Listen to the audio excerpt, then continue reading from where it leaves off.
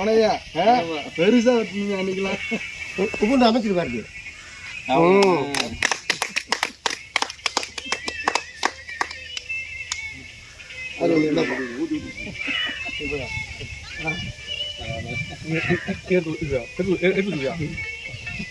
எடுத்து விட்டுனே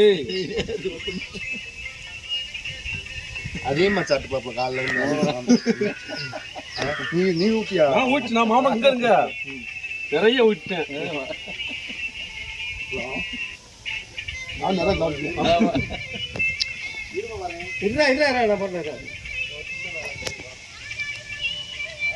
சும்மா பழகி விட்டுக்க. என்ன என்ன வெக்கமா ஓட்டுமாமா அந்த கை கேக்கு